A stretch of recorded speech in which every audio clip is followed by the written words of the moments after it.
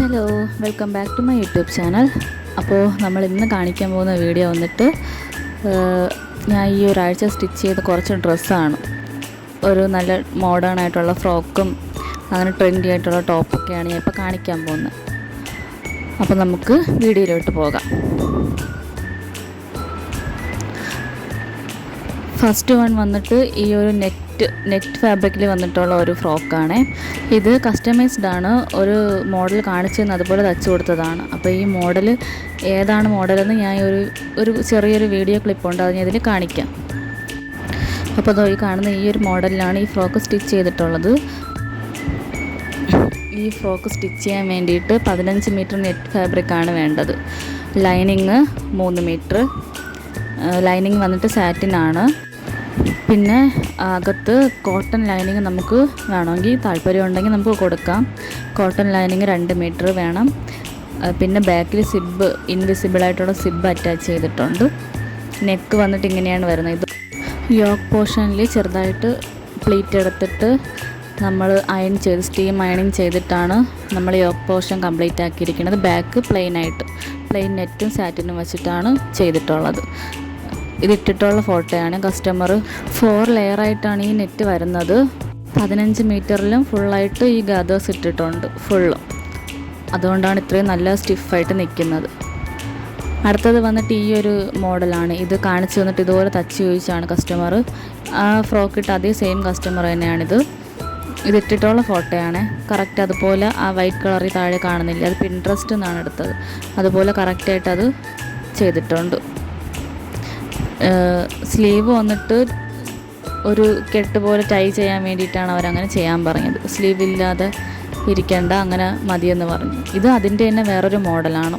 ഇതിൻ്റെ കൂടെ പാൻറ്റും കൂടെ വരുന്നുണ്ട്. നെക്ക് വന്നിട്ട് ഇങ്ങനെയാണ്. സ്ലീവ് ചെറിയൊരു പ്ലീറ്റ് എടുത്ത് അങ്ങനെ ചെയ്തിട്ടുണ്ട്. ഇത് ജോർജറ്റാണ് മെറ്റീരിയൽ.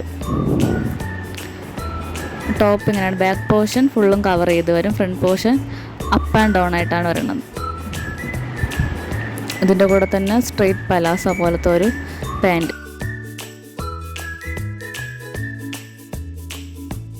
ഫ്രണ്ട് പോർഷൻ ബെൽറ്റും ബാക്ക് പോർഷനിൽ എലാസ്റ്റിക്കുമാണ് കൊടുത്തിട്ടുള്ളത്. പാൻറ്റിൽ സ്ട്രെയിറ്റ് കട്ട് പലാസയാണ്. ഇത് ഇട്ടിട്ടുള്ള ഫോട്ടോ ഞാൻ ഫുള്ളായിട്ട് ഷോർട്ട്സിൽ കൊടുത്തിരിക്കാം.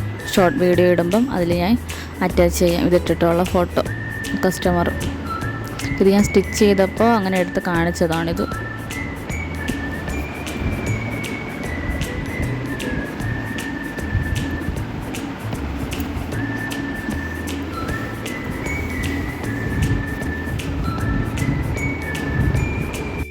അടുത്തതൊരു പാനൽ കട്ട് 3 പീസ് സെറ്റാണ്. ക്രോപ്പ് ടോപ്പും പാൻറ്റും. ഇത് വന്നിട്ട് വിത്തൗട്ട് ലൈനിങ് ആണ് ഈ പാനൽ കട്ട്. ഡബിൾ ഷെയ്ഡ് വന്നിട്ട് ഇതൊരു ഹൽദി ഫംഗ്ഷന് വേണ്ടിയിട്ടാണ്. അപ്പോൾ അതിന് വേണ്ടി ചെയ്ത ഒരു ഇതാണ്. താഴെ നമ്മൾ ലേസ് പിടിപ്പിക്കുന്നുണ്ട്. അത് ഞാൻ വീഡിയോ എടുക്കുന്നത് കൊണ്ടാണ് പിന്നെ കംപ്ലീറ്റ് ആയില്ല. ലേസ് ഞാൻ അറ്റാച്ച് ചെയ്യുന്നുണ്ട്. അത് കംപ്ലീറ്റ് ആക്കിയിട്ട് ഞാൻ ഷോർട്ട് വീഡിയോ ഇടുമ്പോൾ ഇടാം. ഫുള്ളും കംപ്ലീറ്റ് ആക്കിയിട്ടുള്ള വീഡിയോ.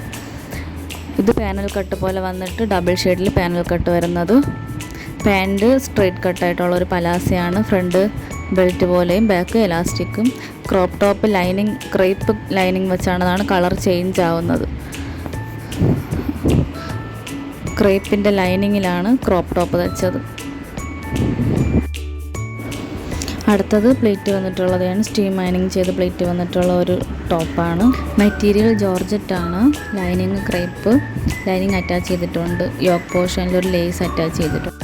ഇത് 1 മീറ്റർ ഫാബ്രിക്കിൽ ചെയ്തതാണ്. കോട്ടൺ ഫാബ്രിക്കിൽ ഇത് ലേസ് അറ്റാച്ച് ചെയ്തിട്ടുണ്ട്.